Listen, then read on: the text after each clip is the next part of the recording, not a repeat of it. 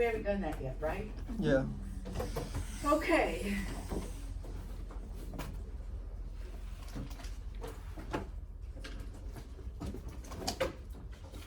So I'm gonna go around the classroom. Dewey, Yeah. what is the clinical representation for PID? The clinical presentation of PID.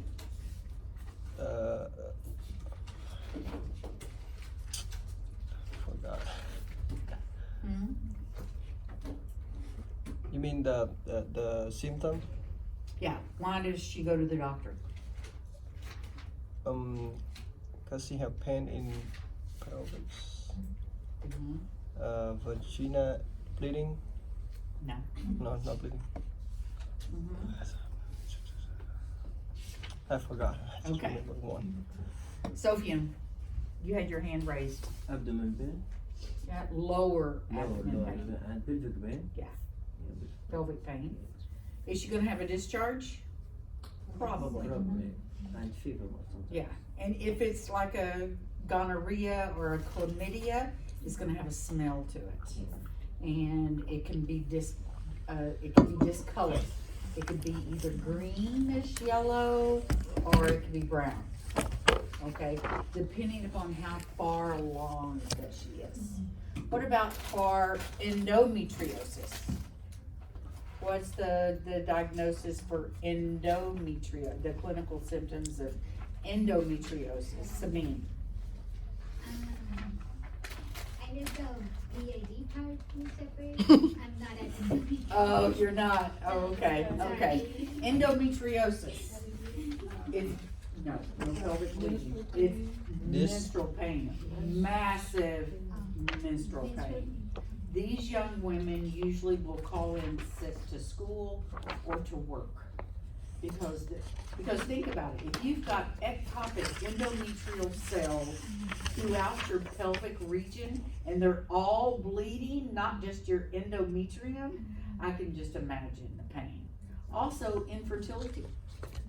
Infertility is a symptom of endometriosis because infertility is a byproduct of endometriosis. Now, they say that if you get pregnant, that it cures itself, but that doesn't happen. So there's no heavy bleeding with endometriosis?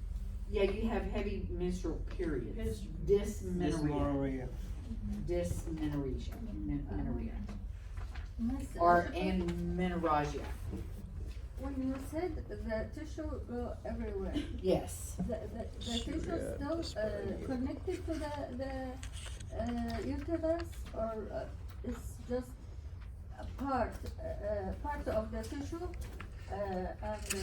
yeah, it can implant onto your bowel, yeah. onto your bladder, onto your uterus, and then when it adheres and it bleeds, then those two organs stick together. So they're fused together.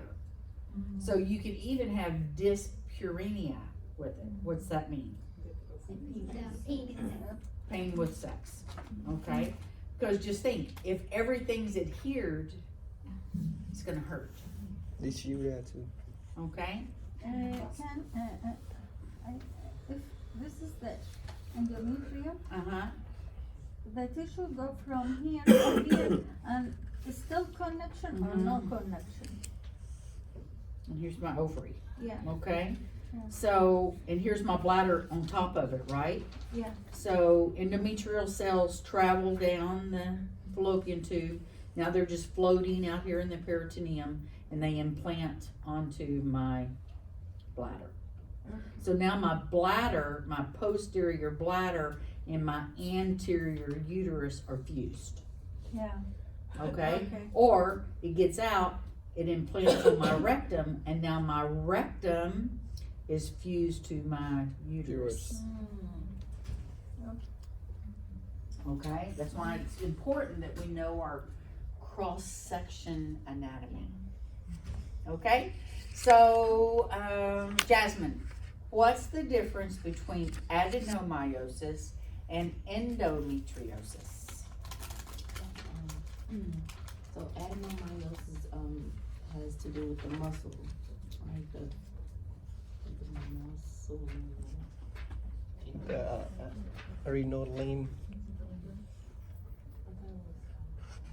The arenal lane. Okay, so the difference. Endometrial lane. At endometriosis, we cannot make the diagnosis with ultrasound. Adenomyosis, because it affects the endometrial tissue, implants into the myometrium, and I have myometrial cyst. This is, adeno? Adeno. Endometriosis, we can't see on ultrasound unless we find an endometrioma, or it's also called a chocolate cyst. Okay? Adenomyosis. It's usually the posterior uterus that's affected, and so the posterior uterus will be bulky and heterogeneous. Endometriosis, we can't see it on ultrasound unless we see what? Endometrium. Endometrioma, also called Chocolate. a chocolate cyst. Okay. Now, the imaging modality for PID, the gold standard, is ultrasound. Okay? Because it's non-invasive and it's cheaper.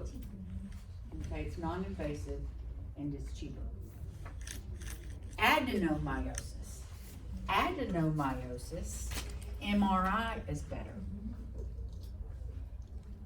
Okay, because MRI is for tissues.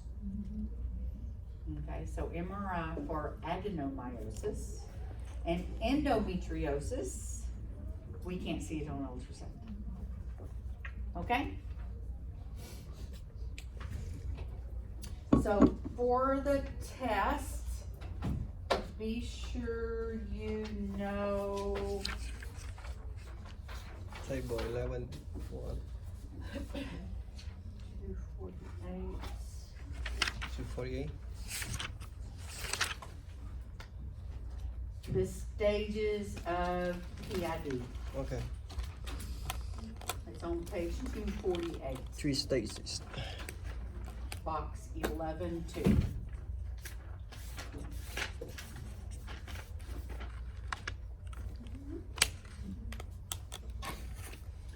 PID is an inflammation of the female genitalia. It progresses all the way up to Fitzhugh Curtis. Okay? So when we see a hydrosalpinx, that is chronic PID. Okay? Because at first you're gonna have just inflammation of the endometrium, and then it's gonna travel to the fallopian tubes, then it's gonna travel to the ovaries, and then it's gonna travel up to Morrison's patch. Okay? So, elevated white blood cells, because God's trying to fight off the infection. High erythrocytes, what is that? Red blood cells. Okay, positive gonorrhea or chlamydia, those are the two sexually transmitted diseases STD. that cause the That's it. most PIDs. Okay. Fitzhugh Curtis, you have lower abdominal pelvic pain, you have fever, increased white blood cell count, and what is this? Mucopurulent cervical discharge. Something about mucus. Yeah, it's gonna be a mucus pussy type discharge. Okay. Purulent and pussy. Okay? Stage 1 is the box that I said you need to know, is endometriosis. Just inflammation of the endometrium. The endometrium is the inside layer of the uterus. There's two layers, the what and the what. Two layers of the endometrium. Basics. Yeah, you're close. Basalis Basalis. and functionalis. Okay, so from there, it's gonna travel up into the fallopian tubes. So now I have salpingitis, meaning inflammation of the fallopian tubes. And from there, the fimbriae are gonna get attached to the ovary. Now I have a TOA, Upset. okay? I can't see diddly when I have a TOA. When I have a tubalo-ovarian Tubalo-ovarian complex, I can still see my ovary. A TOA, I can't see my ovary. And from there, it's gonna travel up. What is the word for up? Into Huh? What is the medical term for up? superior. Superior. That's one. Into Nope. Cephalad. No. You have ascending and descending. Okay? That just means up. Okay? Know your medical terminology. So, what's a pyosalpinx, Myra? Fallopian tube. Pus in the fallopian tubes. Pyosalpinx.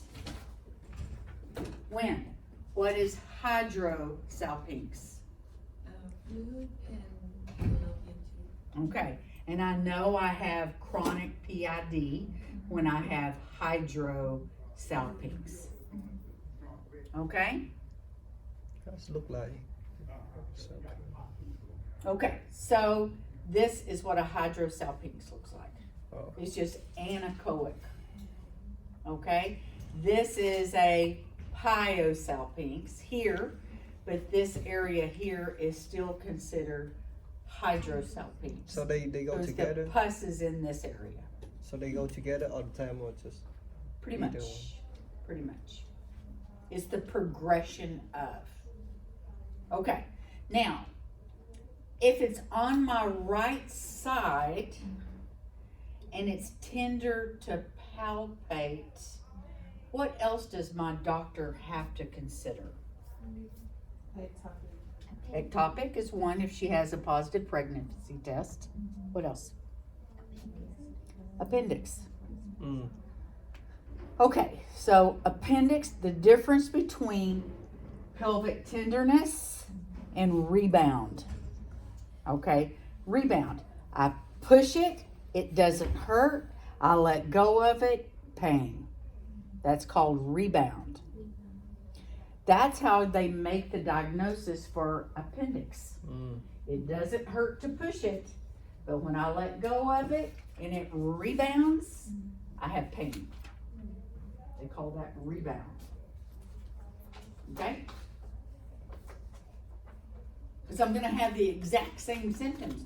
Right lower quadrant pain, increased white blood cell count. It hurts to touch it. The only difference is the rebound. And does it matter which side? The appendix is always on your right.